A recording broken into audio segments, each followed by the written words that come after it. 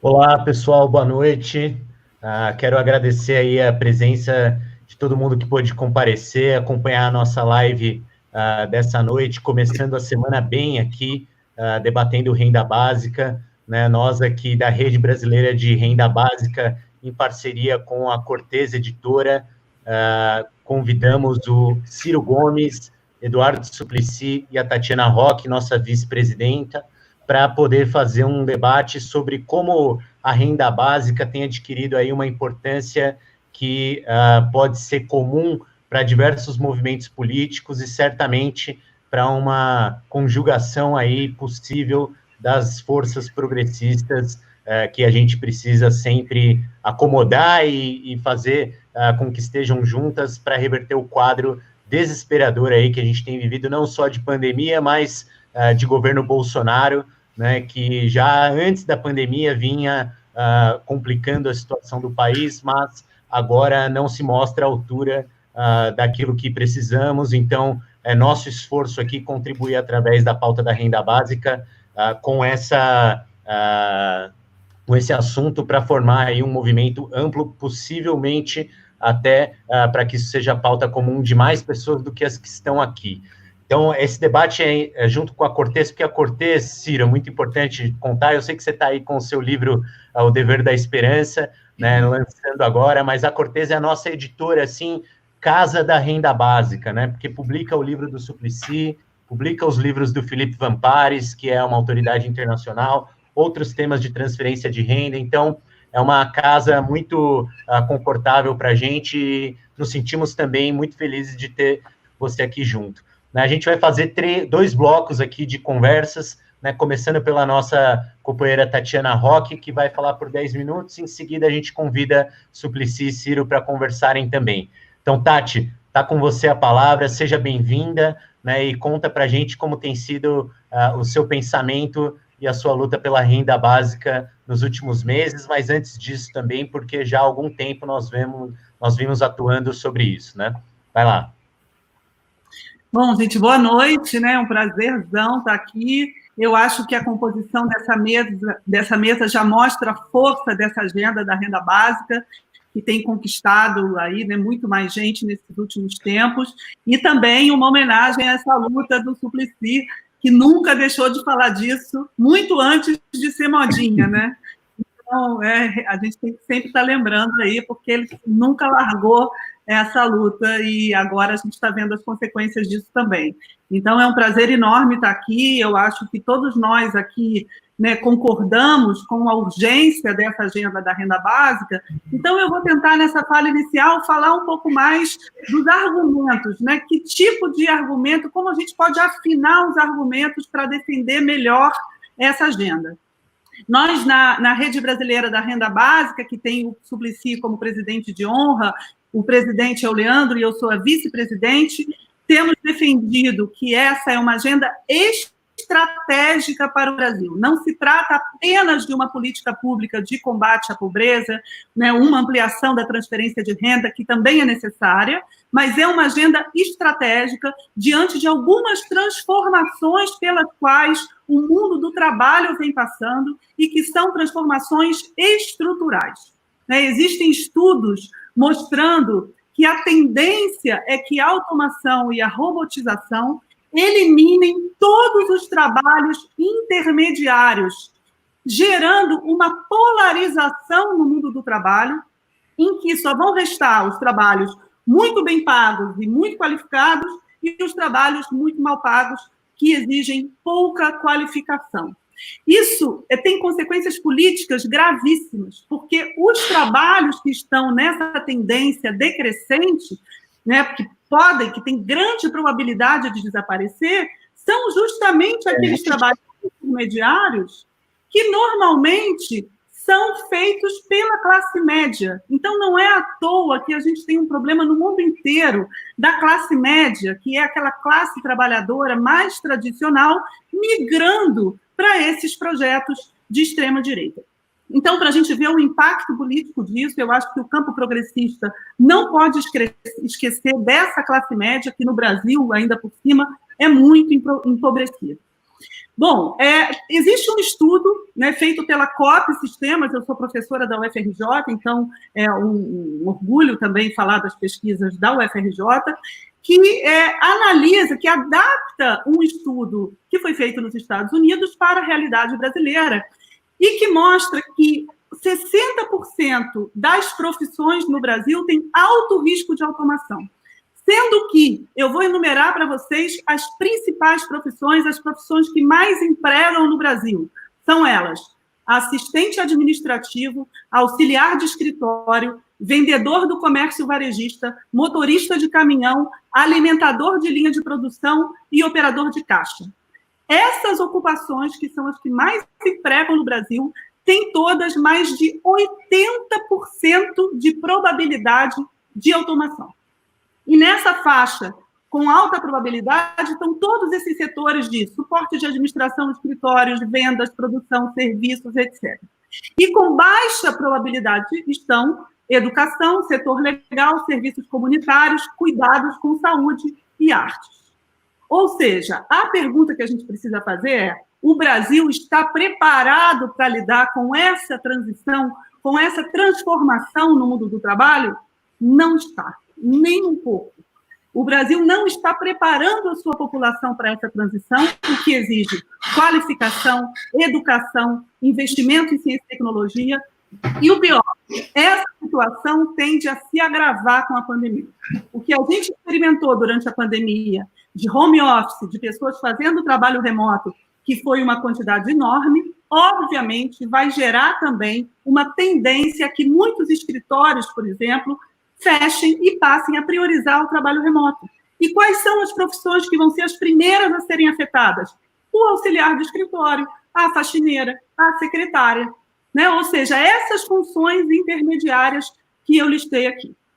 Ou seja, quando a gente fala, né, que o nosso problema social, a nossa extrema desigualdade, deve ser combatida apenas com a criação de emprego, isso é pouco. Não quer dizer que a gente não precise criar emprego. Claro que a gente precisa. Mas a proteção social não pode mais depender apenas da criação de empregos, porque isso, inclusive, pode colocar a gente numa situação desconfortável, né, numa situação de um certo impasse, em que a gente vai precisar fazer uma escolha entre setores econômicos que empregam muito e que têm baixa tecnologia, e setores econômicos que empregam pouco e que têm alta tecnologia. E, por razões econômicas, a gente precisa incentivar esses setores econômicos de alta tecnologia, sob o risco da gente criar empregos artificialmente em setores econômicos de baixa tecnologia, que são empregos que tendem a desaparecer muito fácil, e que aconteceu no Brasil em anos recentes, inclusive. Né? Ou seja, a pauta, isso tudo é para dizer que a agenda da renda básica é uma agenda estratégica, porque ela nos permite fazer uma transformação profunda da nossa economia, levando em consideração dois desafios que são incontornáveis na fase histórica que a gente está entrando. Um deles é as mudanças tecnológicas, como eu acabei de citar aqui, que tem impactos estruturais no mundo do trabalho. E o segundo são as mudanças climáticas. No mundo inteiro, a gente está vendo essa pauta também se tornando mais urgente. A gente acabou de ter uma eleição na França, em que a grande novidade foi o avanço dos partidos verdes. Então, eu acho que no Brasil também, para a gente combater essa ascensão da extrema-direita, a gente vai precisar renovar nossa agenda e levar em consideração esse novo acordo verde, que aí no mundo estão chamando de Green New Deal, e que eu acho que a gente precisa também fundamentar a transformação econômica nesse acordo, nessa tendência que eu acho que vai ser daqui para frente uma tendência mundial. E esses dois desafios, portanto, das mudanças tecnológicas e do novo acordo verde, fazem com que a gente precise repensar a nossa proteção social e desvincular a proteção social do emprego. O Brasil tem essa dificuldade hoje, que todo o nosso sistema de proteção social é unicamente vinculado ao emprego formal. E quem não tem um emprego formal fica à míngua, não tem nenhuma segurança. a renda básica é justamente um modo da gente conseguir dar proteção social independente da questão do emprego e a gente poder pensar, sim, na questão do emprego, mas a partir da transição econômica da qual a gente precisa, levando em consideração os desafios tecnológicos e os desafios climáticos. Né? Então, eu acho que isso mostra bem como a renda básica é uma pauta estratégica que pode reorganizar a nossa agenda econômica e social. Né? É por isso que a gente tem fortalecido a Rede Brasileira da Renda Básica. Algumas novidades que eu vou contar para vocês aqui em primeira mão. A Rede Brasileira da Renda Básica vai secretariar uma frente parlamentar que está se criando agora no Congresso Nacional para implementar um programa de renda básica permanente quando acabar o auxílio emergencial. A gente tem aí uma luta política importante pela frente. Hoje em dia, nós avançamos muito no consenso sobre a renda básica, mas eu acho que a gente precisa ficar ligado, porque tem alguns critérios dos quais a gente não pode abrir mão. Então, para terminar, eu vou resumir rapidamente esses critérios, que são aqueles que a gente discute na nossa rede. O primeiro deles é o seguinte: a gente quer uma renda básica como um direito universal, como uma ampliação do nosso estado de bem-estar social. Não se trata de uma substituição do estado de bem-estar social. A gente quer saúde pública e gratuita, educação pública e gratuita, direitos sociais e um direito a mais, que é um direito à renda. Para isso, a renda precisa ser universal, incondicional, em dinheiro, não é cesta básica, não é voucher, nada disso, né? Até o Guedes chegou a anunciar, e suficiente, também não pode ser uma renda de miséria. Então, é importante a gente colocar esses critérios na frente, porque a gente vai precisar negociar, sim, a gente vai precisar criar um consenso agora com diferentes forças políticas, mas a gente também não pode abrir mão dos nossos princípios. E esses são os princípios que a gente tem discutido na nossa rede e que a gente coloca aí para vocês para o debate. Obrigada, gente.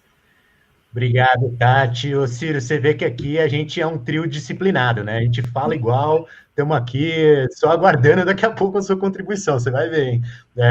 Mas agora eu quero convidar o Suplicy, porque como a Tati disse, né, isso ganhou força, não foi só no Brasil, e já vinha ganhando força antes da pandemia. Isso é importante de dizer também, né? E muito em função da agenda do trabalho, mas é uma agenda que há muito tempo se desenvolve no mundo, e o Suplicy, ele é uma testemunha e uma liderança no Brasil e no mundo disso tudo, já há muito tempo. Não é por acaso que ele é nosso presidente de honra da Rede Brasileira de Renda Básica, mas é presidente de honra também da Rede Mundial de Renda Básica.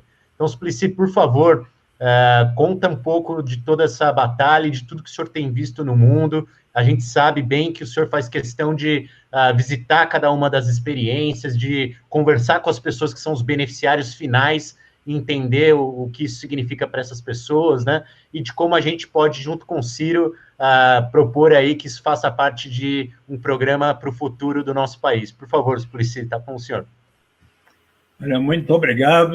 Cumprimento a Rede Brasileira da Renda Básica por seu presidente Leandro Ferreira, Tatiana Roque, a nossa vice-presidente, e pelos passos que estão dando, inclusive para estar assessorando, secretariando a Frente Parlamentar em Defesa da Renda Básica, que agora o deputado João Campos, o filho do nosso querido governador Eduardo Campos, que infelizmente faleceu num desastre de avião em 2014, mas ele está com muita coragem e determinação à frente dessa. Mas eu quero primeiro agradecer ao querido Ciro Gomes. Em 2007, quando eu lancei este livro,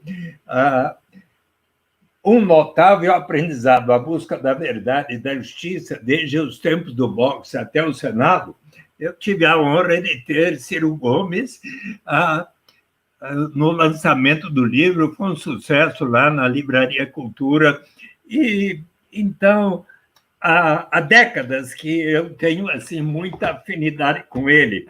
E para retribuir, quisera hoje estar com ele no auditório lá da Livraria Cultura para retribuir a sua atenção e para o lançamento do livro que ele acaba de me enviar, Ciro Gomes, Projeto Nacional, O Dever da Esperança, onde ele coloca as suas ideias, as suas reflexões sobre tudo o que aconteceu nestes últimos anos, inclusive desde os governos, desde o tempo de Getúlio Vargas até os tempos dos governos Lula, Dilma e agora Michel Temer e Bolsonaro.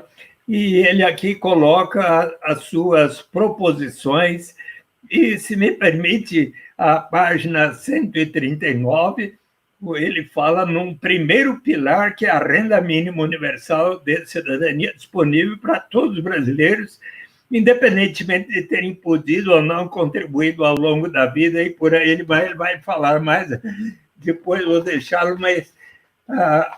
então, essa afinidade continua. Então, e eu gostaria de dizer, sabe, Tatiana, quem sabe você poderia escrever uma dedicatória assim muito especial como vice-presidente e uma mulher, assim, uma professora tão especial, para dar um presente ao presidente da República, tá?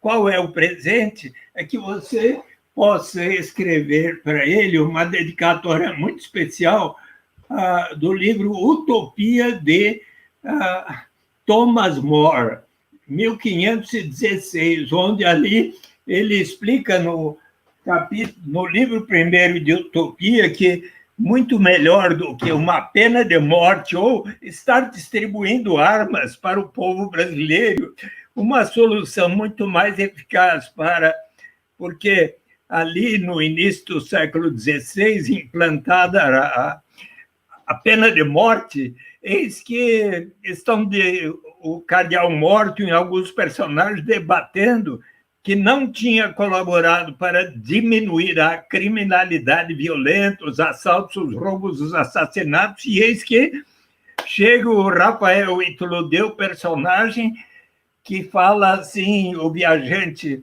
português, contador de histórias, muito mais eficaz do que infligir estes castigos horríveis. Aqui não tem outra alternativa, senão de primeiro tornar-se um ladrão para daí ser transformado em cadáver, é você assegurar a sobrevivência das pessoas. Quem sabe, Tatiana, se você mandar a utopia lá para o presidente, ele aprende esta lição e coloca em prática o que ele prometeu ao povo, porque quando ele jurou após a sua vitória que iria... eu juro perante Deus e o povo brasileiro cumprir a Constituição, no artigo 3º está lá que constitui objetivos fundamentais, construir uma sociedade livre, justa e solidária, garantir o desenvolvimento nacional, erradicar a pobreza e a marginalização, reduzir as desigualdades sociais e regionais, promover o bem de todos sem preconceito de qualquer natureza. Ou seja, se ele quiser cumprir, inclusive, o que ele colocou no seu programa de governo, que iria garantir, entregue ao Superior Tribunal Eleitoral, que ele iria garantir uma renda mínima para cada família brasileira, de maneira tal como pensam os liberais, tais como Milton Friedman. Ora, Milton Friedman escreveu para mim, e está no meu livro Renda de Cidadania, que o imposto de renda negativo é algo equivalente à renda básica de cidadania. Ele pode perfeitamente implementar e cumprir o que jurou, mas já faz 1 ano e meio, e eu não vejo ele dar passos nessa direção, ficar preocupado aí com outras coisas e criando celeumas e instigando ódio e tal. E, inclusive, o próprio ministro da Economia, Paulo Guedes, sabe, Ciro Gomes, quando ele esteve lá na Câmara dos Deputados, em 3 de abril, na Constituição e Justiça, explicando a reforma da Previdência, a certa altura, o Paulo Teixeira, deputado federal, perguntou: o que o senhor acha da renda básica de cidadania? Veja bem o que ele falou. Abre aspas. Curiosamente, outras ideias, como a renda básica, que o Suplicy lançou e o Milton Friedman apoia, se nós descarimbarmos e procurarmos o que há de melhor, vamos nos surpreender, vamos descobrir que poderíamos estar juntos fazendo coisas boas, em vez de simplesmente cair nessa briga que não está levando o Brasil para o lugar certo. Olha, então, só que isso foi em abril do ano passado e até agora nós estamos aí não avançando o suficiente. Mas eu gostaria, nesses minutos que tenho, sobretudo, de estar dizendo por que tanto acredito nesta proposta, querido Ciro, Tatiana e Leandro, é do ponto de vista de que nos fala Amartya Sen em Desenvolvimento como Liberdade, quando ele ressalta daquela experiência quando ele era menino. Ele estava brincando no jardim de sua casa, uma ótima casa, que seu pai era um ótimo professor na Índia, e, de repente, entrou portão adentro um homem gritando por socorro, havia sido esfaqueado nas costas, e ele, então, chama por seu pai, acompanha seu pai levando o homem para o hospital. No caminho, Cadermia disse: bem que minha mulher tinha me avisado para não vir a este lugar tão perigoso, caracterizado por lutas étnicas, mas eu não tive outra alternativa senão de, neste bairro, encontrar um trabalho que pudesse dar o sustento da minha família. Ao chegar no hospital, teve uma forte hemorragia e veio a falecer. Eis que Amartya Sen, Prêmio Nobel de Economia, conclui: tipicamente, este homem não tinha liberdade real, precisou colocar a sua saúde e vida em risco para conseguir o sustento da sua família. Algo semelhante a daquela mulher que, não tendo alternativa para dar de comer em casa para suas crianças, sua avó, resolve vender o seu corpo aqui na Praça da Luz, onde eu estive lá conversando com elas, inclusive sobre a renda básica, e me deram tanta razão. Ou então, aquele rapaz que, não tendo como auxiliar no orçamento da sua família em casa, resolve se tornar o aviãozinho da quadrilha de narcotraficantes, como o personagem do Homem na Estrada, do Mano Brown, dos Racionais MCs. O dia que houver para si e todas as pessoas na família, cada uma, o suficiente para atender às suas necessidades vitais, esta pessoa vai ganhar o direito de dizer: não, agora eu não preciso estar aceitando essa única alternativa que me surge pela frente, mas que vai ferir a minha dignidade, colocar minha saúde e vida em risco. Eu agora posso fazer um curso na Universidade Federal do Rio de Janeiro com a professora Tatiana Roque, e até que surja uma oportunidade mais de acordo com a minha vocação, com a minha vontade. É neste sentido, pois, querido Ciro, que a renda básica de cidadania vai elevar o grau de dignidade e liberdade real para todos. Por isso é que eu, e agora vocês, tanto acreditamos nesta proposta, e eu quero colaborar com vocês, porque, sabe, Ciro, eu, dia 11 de maio, estava um dos 7 pré-candidatos a prefeito de São Paulo, mas eu pensei bem, recomendado até pela Mônica Dallaire,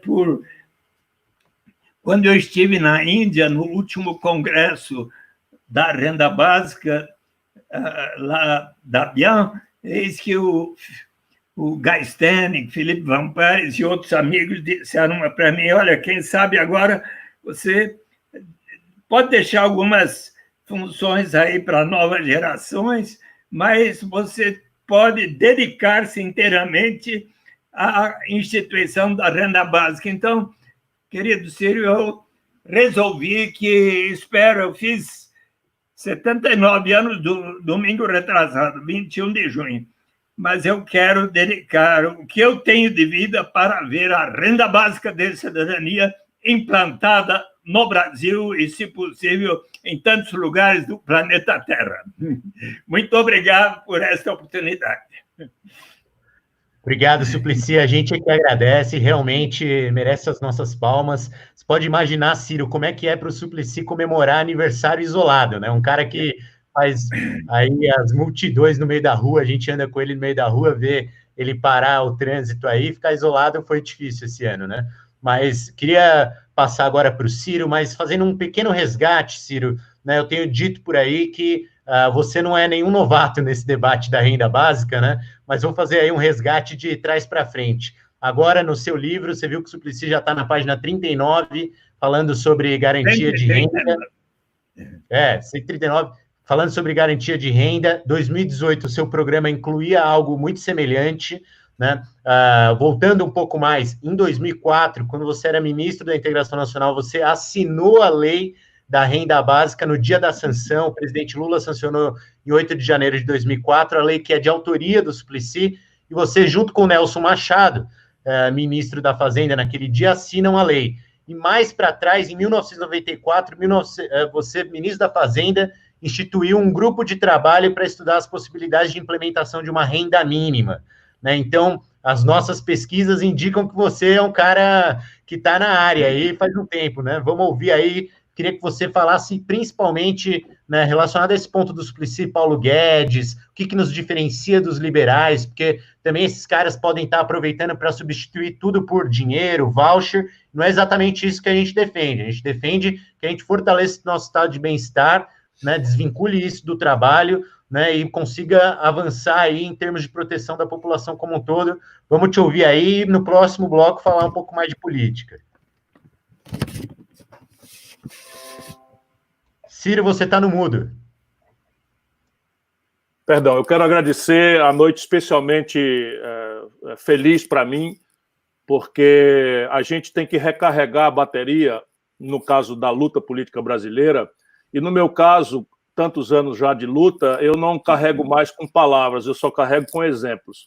E sempre que eu vejo a obstinação, o talento, né, a firmeza, a fibra, a resistência a todo o assédio, não é, que ele sofreu do ceticismo, da negação, da falta até muitas vezes de respeito do Eduardo Matarazzo Suplicy, eu fico muito honrado de estar repartindo uma mesa, mesmo que virtual. Eu preferia muito estar pessoalmente abraçando essa grande figura. E, portanto, Leandro, quero agradecer a você, a Tatiana Roque, da nossa Rede Brasileira da Renda Mínima, agradecer a nossa editora Cortez e dar os parabéns por essa contribuição relevante de estar, enfim, colocando sempre na possibilidade do seu acervo esse reforço de opinião. O que eu posso dizer diante de 3 pessoas que são especialistas nisso? Eu quero crer, pensando numa pessoa que está nos assistindo, que nós precisamos enfrentar 2 tipos de ceticismo.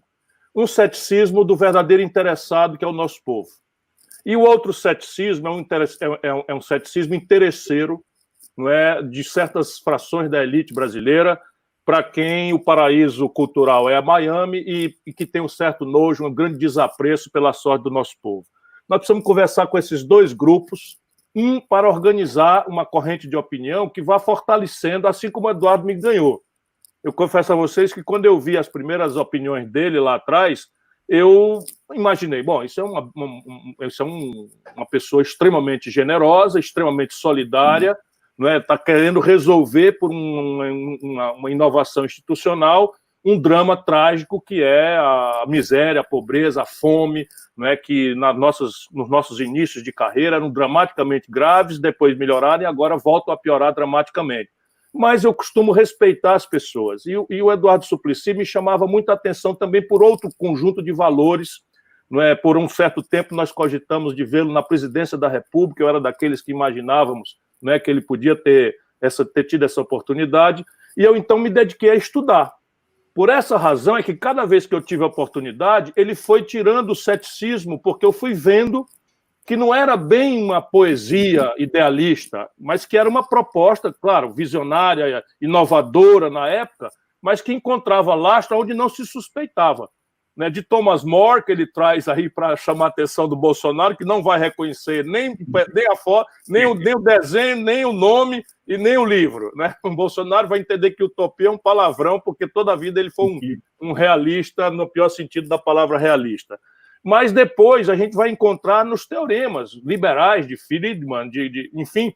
E agora, eu disse a ele, ainda em off, quando nós estávamos nos preparando para começar, que transformou-se numa grave emergência da vida brasileira.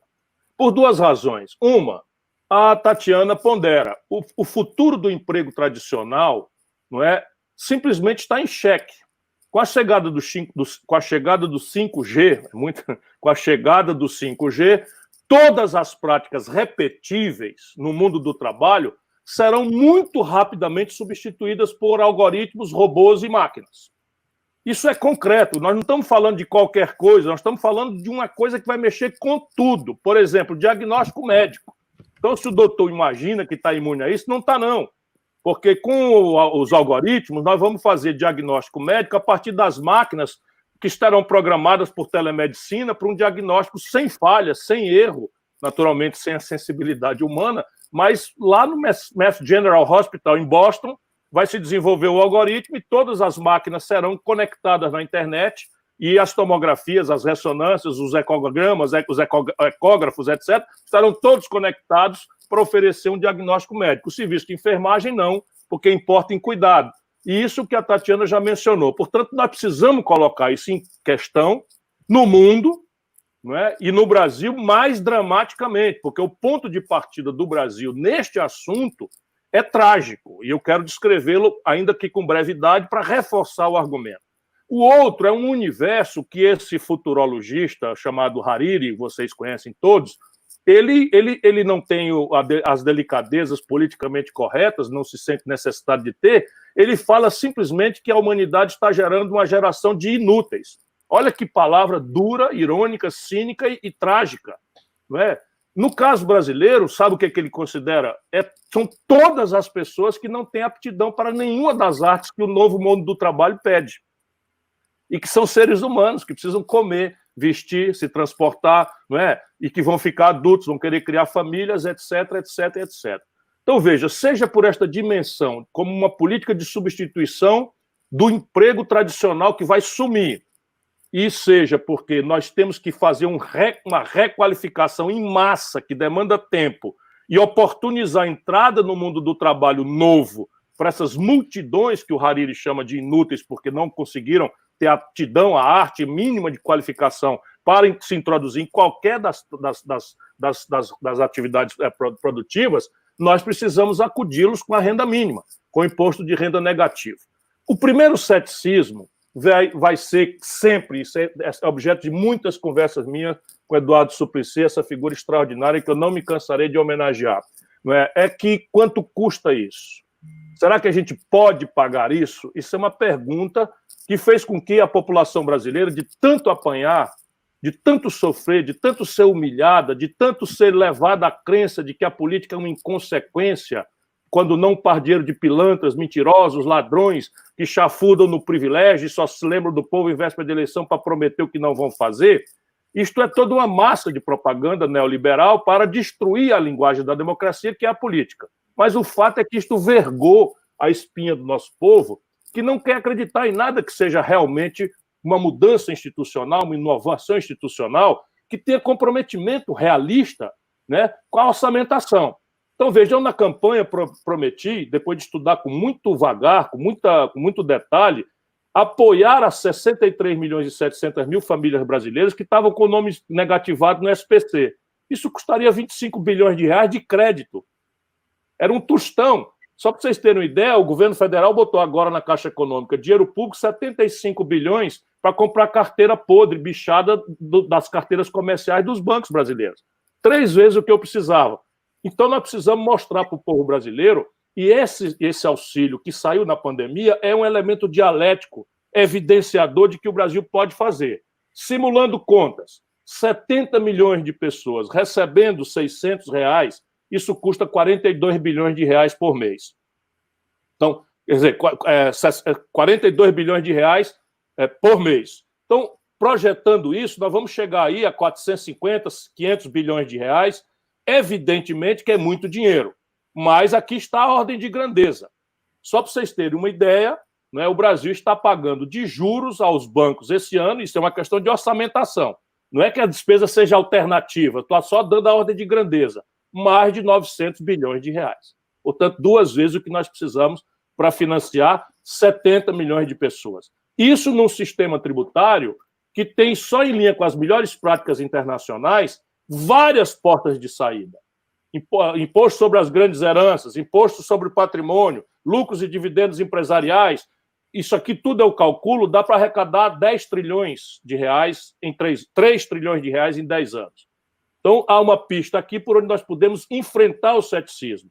E o outro andar de cima, para não extrapolar a generosidade do tempo, é convencer a população brasileira, não é, de que esta fração egoísta da elite não será convencida, ela tem que ser vencida na política, fraternalmente, respeitosamente, democraticamente, mas não há a menor chance de o Paulo Guedes reconhecer a justeza, a urgência, a oportunidade desse passo institucional. Não há a menor chance disso acontecer.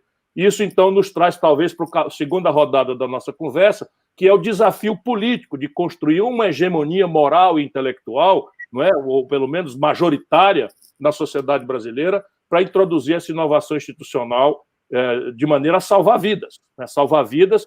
E aí você tem uma porção de ideias. Por exemplo, a Tatiana coloca as incondicionalidades.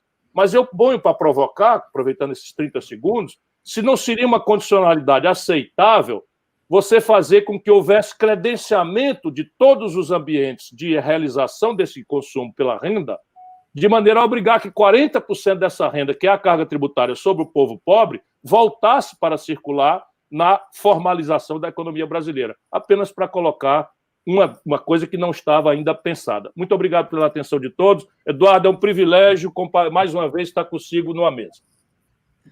Olha, Ciro, é um prazer aí te ouvir sobre as suas ideias. A Tatiana e eu, a gente vinha comentando sobre essa sua ideia relacionada às dívidas, né, dos brasileiros. Inclusive, tem, acho que, a possibilidade de a gente discutir a importância da renda básica nesse sentido, até porque, em sendo um direito, ela não pode ser sequestrada por ninguém, muito menos pelo sistema financeiro tal como ele é. Agora, vale a pena muito que você possa, aí, no final da pandemia, dar um pulo em Maricá, no Rio de Janeiro, que apesar de ter lá uma renda extraordinária do petróleo, está fazendo isso através dos bancos comunitários, junto com a turma aí do Banco Palmas. É o Banco Palmas que está prestando o apoio deles lá. Então, depois dá um pulo lá que vale bastante a pena e tem a ver com essa segunda parte nossa sobre a política, né? Eu costumo dizer que não ter dinheiro para pagar a renda básica é uma resposta fácil para o problema. Eu quero ver você ter o dinheiro e convencer todo mundo, ou 50% mais um, que você vai conseguir pagar, né? Então, que você vai poder pagar, convencer as pessoas e ter a maioria para isso. Então, por isso, Tati, queria que você abrisse esse bloco para a gente, dando tom aí sobre o que a gente tem pensado sobre a renda básica como algo para um programa, né, mais amplo, né, que possa unir as pessoas, principalmente os progressistas, né? Eu estou vendo aqui o Preto Zezé, nosso companheiro da CUFA, comentando. Preto Zezé, queria te avisar que você é o próximo na nossa live, tá? Se você estiver aí ainda. Então, Tati, conta para a gente como que a gente tem visto aí que pessoas, às vezes até que estão do lado mais próximo do liberalismo e tal, entenderem a importância disso, darem um passo na direção para isso, né, para que a gente possa também abarcar aí uma parcela maior da política e se tornar, quem sabe, vencedora, tendo a renda básica como um dos pontos para isso. Por favor, Tati, dá um toque aí para a gente sobre isso. Então, nessa rodada aí da política, né, pegando o gancho também do que o Ciro colocou, da dificuldade que a gente vai ter de convencer uma parcela da população dessa proposta, eu acho que não tem alternativa a não ser realmente a política. A gente precisa fortalecer, inclusive, a pauta da renda básica como uma pauta de organização, uma pauta de movimento. A Rede Brasileira da Renda Básica pretende ser um movimento social da renda básica, né, que é algo que a gente precisa, inclusive, Eu acho que a gente precisa muito renovar a esquerda, e quando a gente fala de renovação da esquerda, a gente fala de frente ampla, a gente fala de aliança, a gente fala de dialogar com mais gente, né, de não se fechar em sectarismos, em dogmatismos. Eu acho que isso só vai se concretizar renovando a nossa agenda. A gente precisa de uma agenda que dialogue com uma parte da população com quem a esquerda não tem dialogado e que é a razão de ser da esquerda. Então, quando a esquerda diz que a sua razão de ser são os trabalhadores, não pode deixar de fora uma quantidade imensa de trabalhadores que são hoje os trabalhadores informais, que são hoje os trabalhadores de aplicativos. A gente viu aí um movimento potentíssimo na greve dos entregadores, né? Onde essas pessoas vão se organizar politicamente. Né? Essas pessoas não se sentem mais representadas nos projetos da esquerda. E isso também tem a ver com as transformações do mundo do trabalho.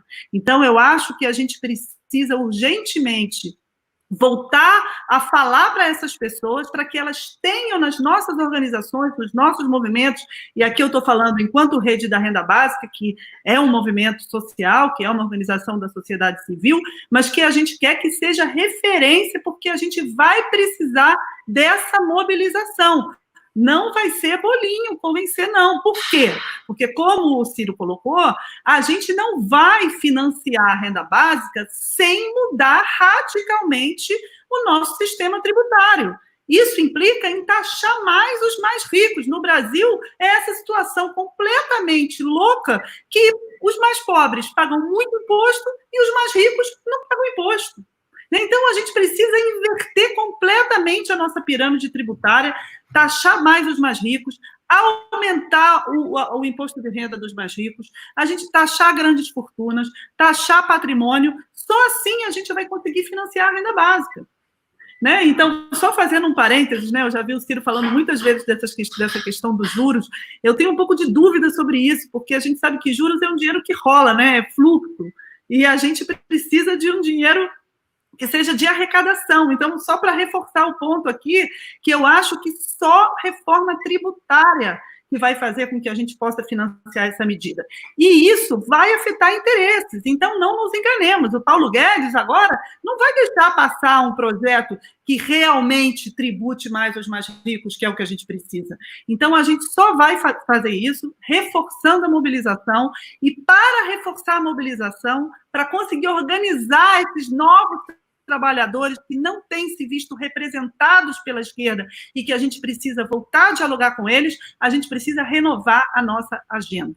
Né? E eu acho que a renda básica é fundamental para isso, e acho que a gente precisa também começar a falar dessa questão verde, né? Queria trazer de novo aqui para o debate, para não deixar isso sair do debate, esse novo acordo verde que implica também em uma economia do cuidado, em uma economia voltada para a vida, voltada para as pessoas. Algumas previsões mostram, por exemplo, que nos Estados Unidos, até 2032, essas previsões que eu citei sobre automação, né? Que até 2032, metade dos caminhões podem ser dirigidos por robôs. Então, os motoristas de caminhão vão ficar desempregados. E onde é que se está criando postos de trabalho? No setor de cuidados. A gente viu agora na pandemia a importância da saúde, a importância dos enfermeiros, das enfermeiras, dos médicos, das pessoas que fazem assistência. Nesse setor, o emprego, o trabalho, a valorização da vida está se ampliando.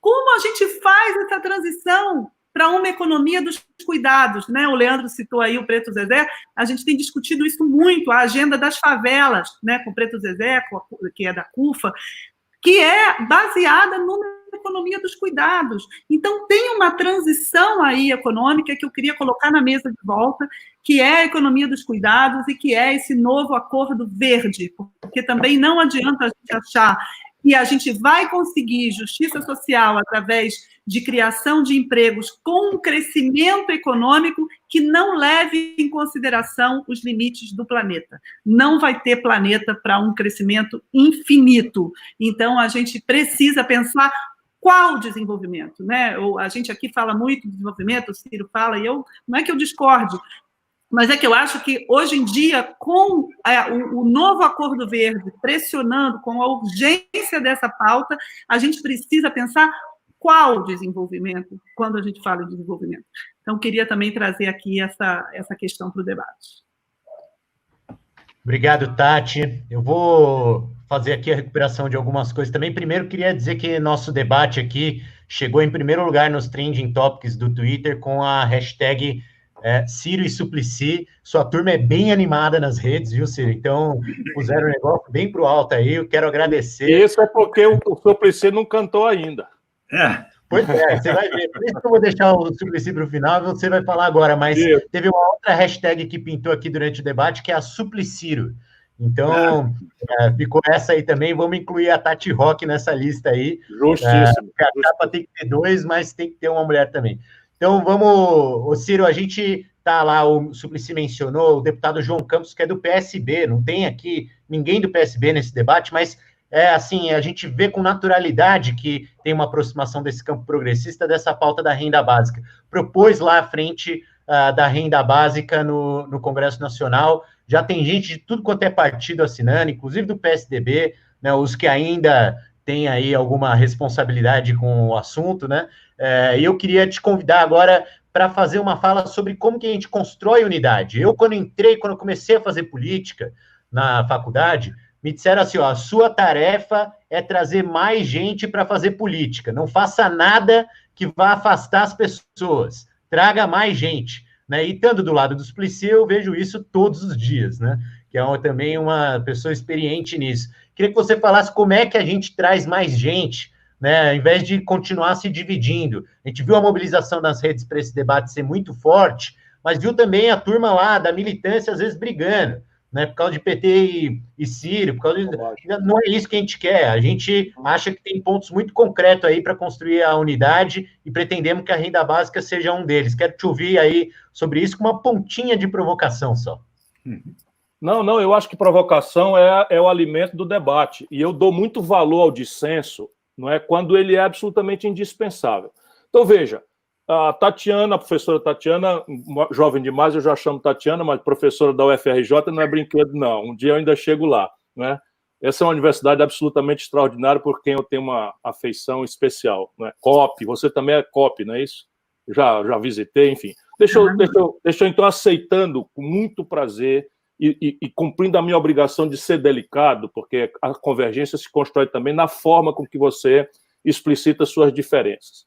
Na minha opinião, nós precisamos colocar em debate tudo, sabe? Não acho que nada seja ou deva ser sagrado fora aquilo que é dogmatismo de fé, e esse é um outro assunto que nós temos que abordar também com muito respeito e carinho pela emergência no meio do nosso povo desse fenômeno neopentecostal, evangélico, teoria da prosperidade, uma série de coisas que estão tomando influência muito ruim na política brasileira. E não adianta a gente não respeitar isso. Mas eu queria dizer, então, que no mundanismo aqui da política, não é, nós precisamos colocar em debate tudo. Nada deve ser sagrado. Vou começar propondo, aceitando a ponderação da Tatiana, um primeiro grande dilema. A questão intelectual do mundo tem uma influência muito grave entre nós brasileiros. Porque é um pensamento original brasileiro meio que se perdeu. Nós estamos comemorando um século da possível vida que perdemos, né, do Celso Furtado, e o pensamento original brasileiro meio que está perdido. Então, a tragédia nossa é que nós temos a experiência acadêmica do mundo e a ciência é universal. E, às vezes, não rebatemos com a observação empírica brasileira. Então, veja, se eu sou um sueco, eu não tenho a menor dúvida de que é preciso discutir claramente uma outra concepção de desenvolvimento, ponto. Inclusive falar com clareza como uma opção popular japonesa de mais de uma década de não crescer mais. Não é necessário crescer para sempre. Se você atinge um certo estágio de conforto, não precisa crescer para sempre, o planeta não aguenta.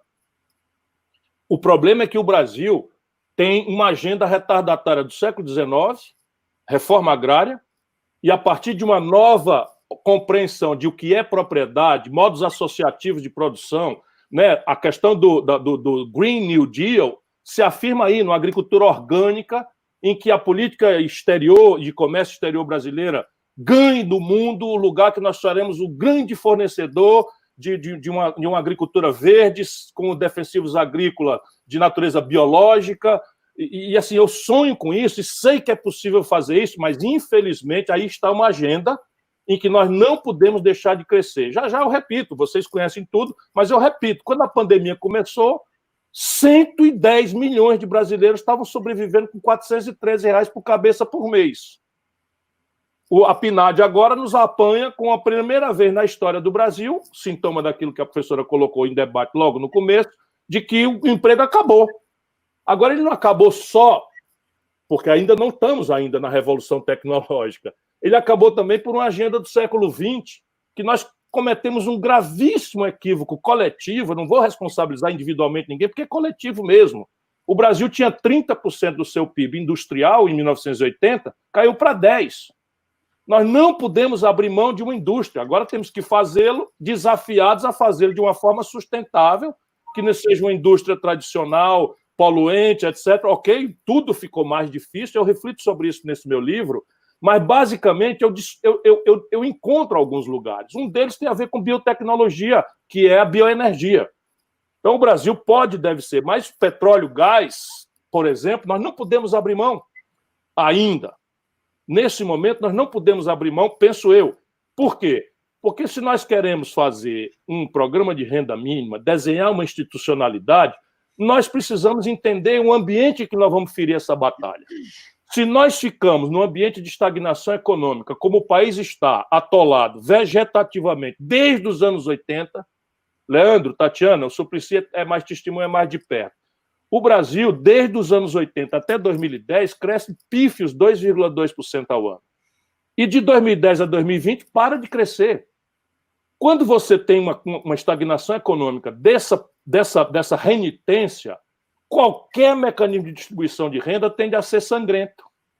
Por quê? Porque trata-se de tirar a renda de quem tem para distribuir para quem não tem.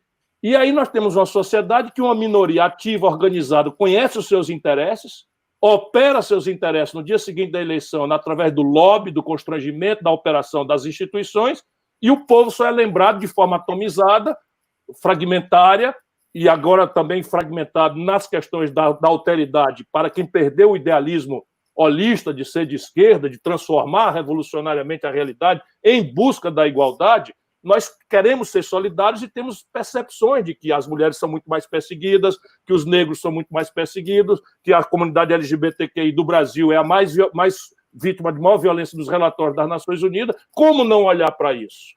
É preciso olhar para isso com muito respeito, com esses cortes todos, mas, penso eu, no ambiente de uma grande estratégia de fazer o país se desenvolver.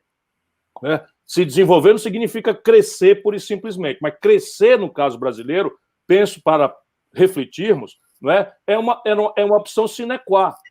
Nós não vamos achar renda e o conflito político está perdido se nós não tivermos um ambiente em que a expansão da economia seja apropriada para financiar uma nova institucionalidade redistributiva em que a renda mínima seja a forma mais simples, objetiva, contundente, não é, de injetar na veia, né, a segurança alimentar para começar, mas um básico de consumo que permita, como o Suplicy destaca com grande sensibilidade, que uma mocinha não precise se prostituir ou que um rapaz não precise ser vulnerável ao tráfico de droga, enfim, para poder ter o básico de consumo.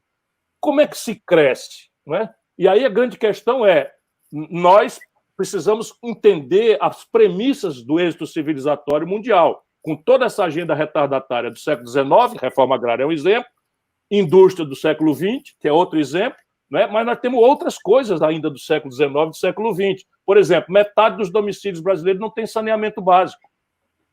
Ora, isso é uma oportunidade. Né? A Europa já fez tudo em matéria de infraestrutura. Nós não, temos uma oportunidade. 14 milhões de famílias não têm um teto para morar.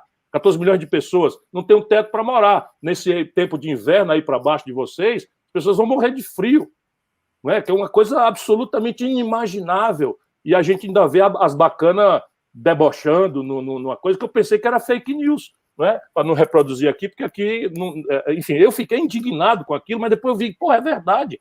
E essas pessoas pensam mesmo assim, sabe? Ah, a pessoa está na rua porque quer ficar na rua, porque é atraente ficar na rua, francamente. Né? Francamente. Então, e a agenda do século XXI, nós estamos aqui todo o tempo olhando. Qual é a agenda do século XXI? é o, é o pós-industrial, é o 5G e os seus impactos, né, na automação, na robótica. Uma colheitadeira que entra na colheita de cana-de-açúcar lá em Ribeirão Preto tira 76 pessoas. Nunca mais vão voltar. Nunca mais. E aqui para nós, eu não queria que voltasse também, não, porque eram os boias-frias, semi-escravos, etc. Então, nós precisamos fazer essa agenda, e isso obriga um pensamento original brasileiro. Política. Como é que se constrói uma base social para isso? Na minha opinião, se a gente quiser entender isso, nós precisamos fazer um projeto em que cada grupo de interesse dessa hiperfragmentada sociedade brasileira encontre seu lugar nele. Percebe? Encontre o seu lugar nele. Qual é o lugar do caminhoneiro que vai perder o emprego pela automação, enfim, do caminhão? Qual é o lugar? Qual é o lugar, né, da agricultura? Qual é o lugar? Isso aí é uma coisa que se projeta. E o neoliberalismo abomina a ideia de projeto, que significa meta, objetivo, prazo, orçamentação, quem faz o quê, quem divide as tarefas, qual é o papel do capital privado, qual é o papel público misto, qual é o papel do capital estrangeiro. Tudo isso é possível colocar ciência, embora a ideologia, nesse caso, sempre seja um bom filtro para nós outros que temos em comum a ideia de emancipar o povo brasileiro. E aí a afirmação é relevante, é o negócio da educação. Mas aí é o seguinte, cadê o nosso povo? Nesse momento, nosso povo votou 70% nos centros mais dinâmicos da vida brasileira, num boçal corrupto, de uma família de bandidos, que não tem uma contribuição ao debate, de nada, e que vivia da mamatinha e se elege com o pé na segurança pública, que não faz, a não ser o que a gente considera segurança pública, milícia, bandida, grupo de extermínio, e o outro pé no moralismo de goela, sendo um pilantra que roubava dinheiro da gasolina do seu gabinete. Se nós não entendermos o que aconteceu com o nosso povo, não para punir ninguém, mas para nos reconciliar, sabe? É preciso estabelecer, a Tatiana falou com outras palavras, o que aconteceu com o nosso povo? Nós precisamos chegar lá. Sabe, para o nosso povo, os caras acabaram tomando de nós. Direitos humanos é proteção de bandido. A gente ficar preocupado em fazer uma cultura de tolerância, de respeito à diversidade, é sexualizar crianças para o gaysismo. Nós estamos perdendo essa batalha para um bando de imbecil, um bando de canalha. Ou a gente tem humildade para entender isso, ou não vamos sair dessa. Concluo. Então, para fazer a unidade política, eu acho, consenso nas urgências e dissenso fraterno no diagnóstico para entender uma terapêutica capaz de ser comum e sinalizar para o povo brasileiro, com prazos, qual é o seu lugar nessa ideia nova que nós estamos propondo. Ciro, muito bacana essa sua reflexão, né, sobre a economia do século XXI, né? A gente também aqui vê o Harari falando dessas coisas novas aí, até do possível feudalização da economia através do mundo digital, né? Que só os super ricos é que vão ter acesso a essa biomedicina, essa medicina. Leandro, só num ponto. Ninguém no mundo tem ideia da riqueza que é a biodiversidade amazônica transformada numa economia verde. Ninguém. Eu conheço a Amazônia com a minha mão. Ali está o princípio de uma nova farmácia, no princípio de uma biotecnologia, novos materiais, nanomateriais, tudo está na Amazônia. Vale bilhões, trilhões de dólares em pé e nós estamos derrubando para botar boi em cultura extensiva. Pois é, até isso eles conseguiram pegar, né? Porque fala que tem que explorar essa biodiversidade e tudo mais, né? Mas muito boa essa sua reflexão também sobre a política, sobre o consenso e o dissenso fraterno, né? Acho que foi muito bem essa resposta aí, vamos levar como aprendizado também na rede. Agora, eu queria convidar o Suplicy, que até, Ciro, fez aí intervenções muito precisas aí em resposta àquela turma que falou essa bobagem sobre a população em situação de rua. Suplicy, se quiser, pode até contar para a gente, né, sobre como foi aí o seu diálogo com a primeira-dama do Estado de São Paulo, né, mas contar para a gente também sobre o que o senhor vê como medidas de construção, de movimento e de consenso para se chegar à renda básica. Depois a gente faz aqui uma despedida de todo mundo, mais uma rodada rápida. Bom, primeiro, queria, sobre a Amazônia, que o Ciro Gomes falou há pouco, e a Tatiana Roques falou sobre a questão do meio ambiente, que eu também considero fundamental. Eu quero aqui expressar a minha total concordância com o Sebastião Salgado, que ainda há cerca de 3 semanas, numa entrevista ao Roda Viva, conclamou e entregou um manifesto ao Supremo Tribunal Federal, ao presidente da República, aos presidentes do Congresso Nacional, para que todos venhamos a estar protegendo toda a floresta amazônica, toda aquela região e, sobretudo, também para que não se venha a dizimar os indígenas lá, os Yanomamis e todos. Ele falou de uma maneira tão bonita, e é importante que venhamos, sim, a evitar que haja a destruição da floresta amazônica e, portanto, vamos todos dar força ao apelo do Sebastião Salgado, que conhece extraordinariamente lá e as razões daquela riqueza fantástica. A Tatiana mencionou a questão dos que trabalham entregando refeições e tudo. Eu quero informar, eu enviei uma carta e estou dialogando com os dirigentes da Uber, da iFood, da Log, do Rappi e todos os representantes das entidades de entregadores para, na próxima segunda-feira, dia 13, às 11 horas, na Comissão de Direitos Humanos, ver se conseguimos chegar a um bom entendimento entre os entregadores e as empresas. Estava marcado para amanhã, mas aí um dos dirigentes achou melhor, não, vamos dar um pouco mais de tempo, e então adiou para segunda-feira. E sobre as observações da senhora Bia Dória, querido Ciro Gomes, eu também estranhei tanto e resolvi convidá-la, assim como ao governador João Dória e o prefeito Bruno Covas, para uma reunião nesta próxima quinta-feira, às 13 horas, com os representantes da Coordenação Nacional da População em Situação de Rua, estadual, e também e uma mulher representativa da população em situação de rua, para ver... Chama o padre Lancelotti, que conhece muito bem. E ele também foi convidado, exatamente.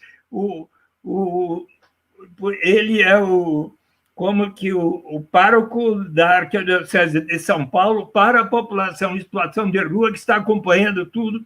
Então, a reunião está marcada para esta semana. E o Ciro Gomes, olha, eu quero trazer aqui a lembrança de mais um grande defensor da renda básica, que foi um homem que, nos anos 60, escreveu Para Onde Nós Vamos Agora? Causa ou Fraternidade? E neste livro ele diz que agora está na hora de se colocar em prática um instrumento muito simples e direto para acabar com a pobreza, que é a renda básica garantida. Martin Luther King Jr., por isso que eu também, além de Thomas More, resolvi trazer o nosso querido Martin Luther King Jr., para que venhamos a realizar o seu sonho de que um dia até os descendentes de escravos, os descendentes de ex-donos de escravos venham a poder se sentar juntos na mesa da fraternidade. E o Ciro Gomes lembrou há pouco que o nosso querido, acredito todos consideramos, acho que o maior economista da história de nosso país, claro, há muitos outros, mas Celso Furtado, de fato, vai fazer 100 anos, faria 100 anos de idade, teremos o seu centenário, dia 26 de julho. E, se me permite, Ciro Gomes, você que assinou a Lei 10.835, em 8 de janeiro de 2004, neste dia, Celso Furtado, que se encontrava dando aulas na Sorbonne, em Paris, enviou uma mensagem ao presidente Lula, se me permite recordar, em homenagem a esse querido professor. Ao excelente senhor presidente Luiz Inácio Lula da Silva, neste momento em que Vossa Excelência sanciona a lei da renda básica de cidadania, quero expressar-lhe minha convicção de que, com essa medida, nosso país coloca-se na vanguarda daqueles que lutam pela construção de uma sociedade mais solidária. Com frequência, o Brasil foi referido como um dos últimos países a abolir o trabalho escravo. Agora, com este ato, desculpe falar essa palavra, que a meu respeito está escrito, com esse ato que é fruto do civismo e da ampla visão social do senador Eduardo Matarazzo Suplicy, o Brasil será referido como o primeiro que institui um sistema de solidariedade tão abrangente, ademais aprovado pelos representantes de seu povo. Então, acho que Celso Furtado tem uma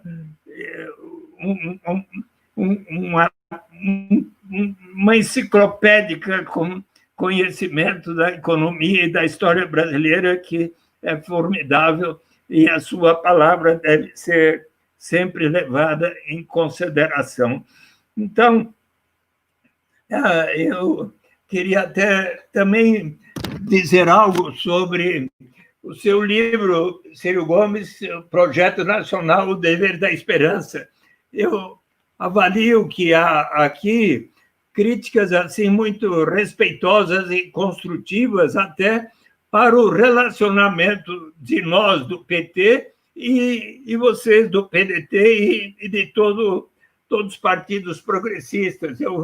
A Tatiana é do PSOL. Oi? A Tatiana é do PSOL. E do PSOL, imagine, nós aqui do PSOL. E a frente ampla, nossa frente ampla aqui. Então vamos lá, PDT, PV, PCdoB, PSOL, PT, PDT, e Rede. Formou. E a Rede e tudo, então nós temos que estar juntos e tudo. Dentre outras propostas que está aqui,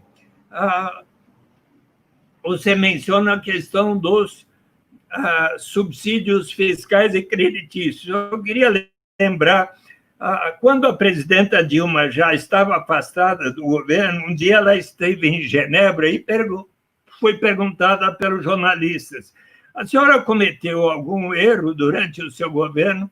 Ela falou, sim, um erro grave.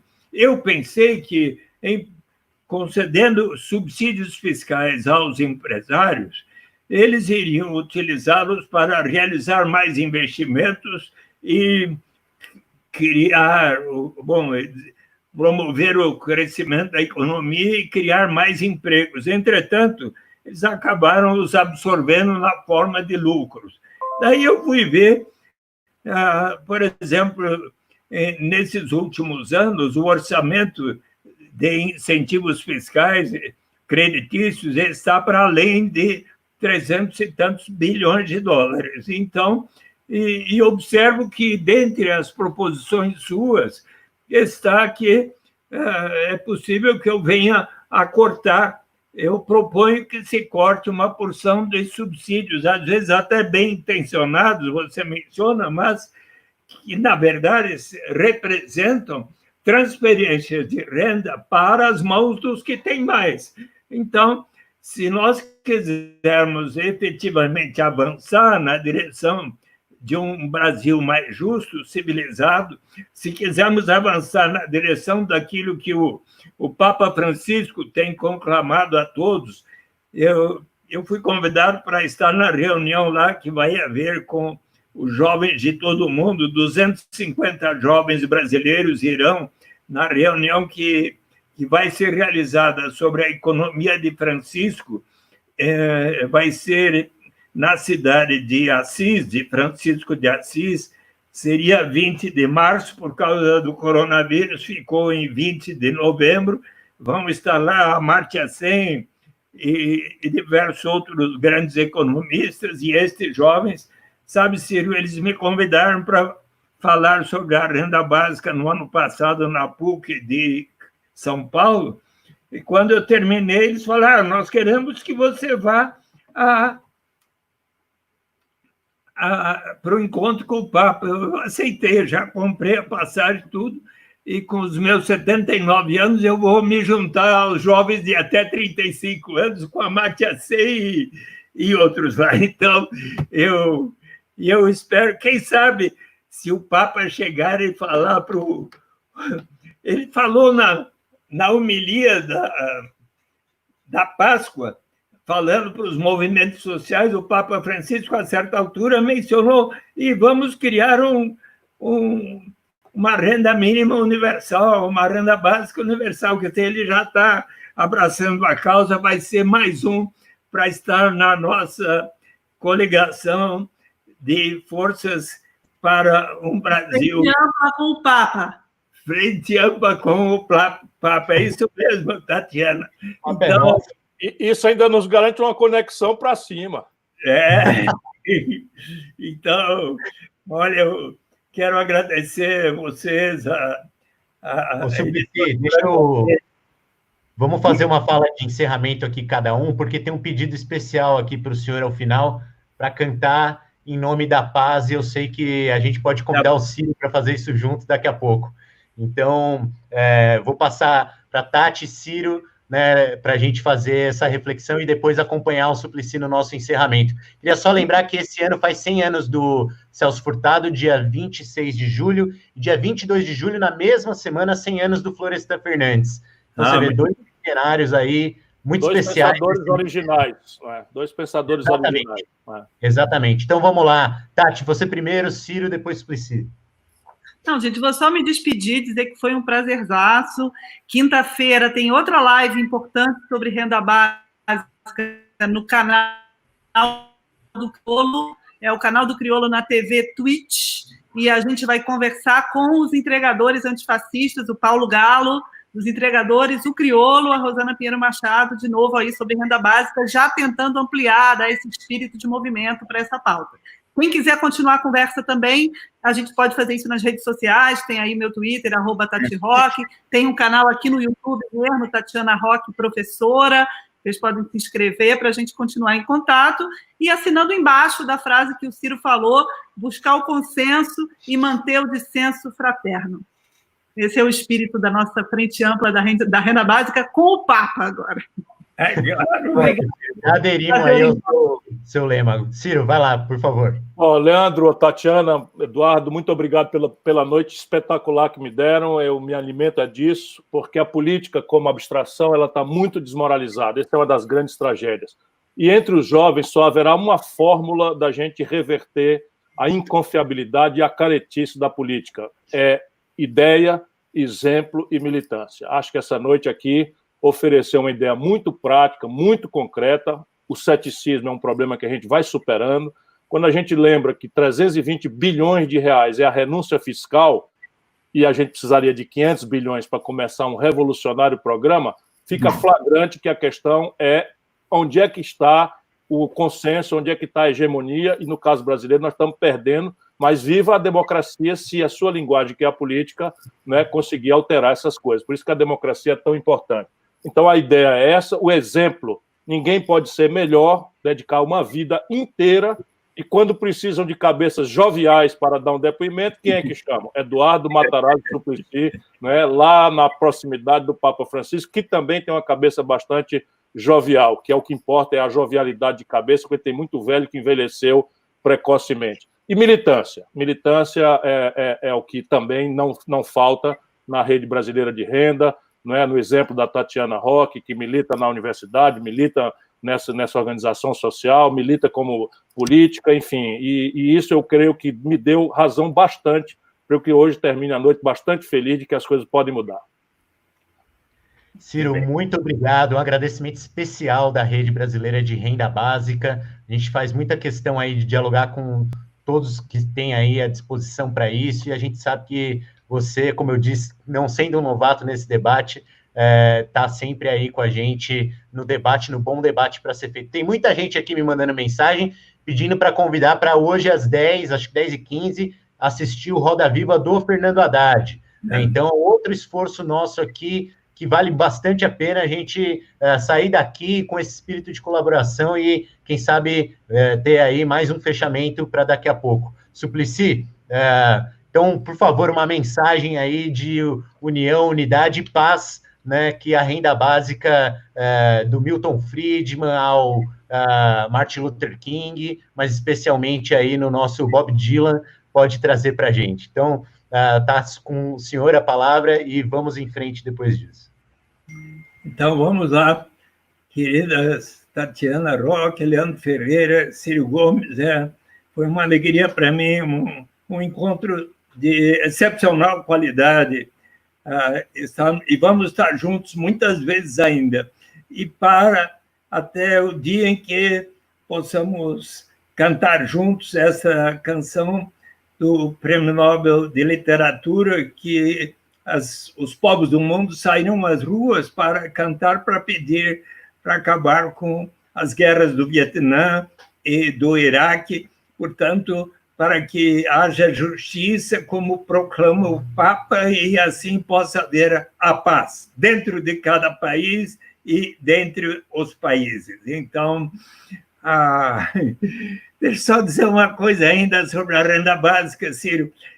O dia que nós tivermos uma renda básica desde o Canadá até a Argentina, desde o Alasca até a Patagônia, nós não precisaremos mais de quaisquer muros que separem as nossas fronteiras, como o Trump está gastando mais de 50 bilhões de dólares para novo muro lá, e poderia perfeitamente colocar isso no Fundo Permanente das Américas e seguir o exemplo do Fundo Permanente do Alasca e todos contribuírem. É a sugestão final que eu deixo aqui, para que então possamos cantar essa linda canção. How many roads must a man walk down before you may call him a man? And how many seas must the white dove sail before she slips in the sand? And how many times must the cannonballs fly before they are forever banned? The answer, my friend, the answer is blowing away. How many years must a mountain exist before it is washed to the sea? And how many years must some people exist, like the Brazilian people, before they are allowed to be free? And how many times must a man turn his head and pretend that he just doesn't see? The answer, my friend, is blowing away. The answer is blowing away. And how many times must a man look up before he can see the sky?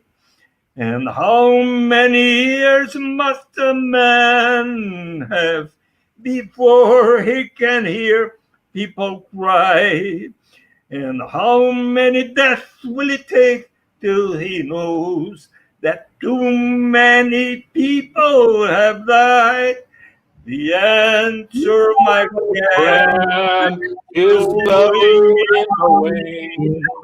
The answer is blowing away.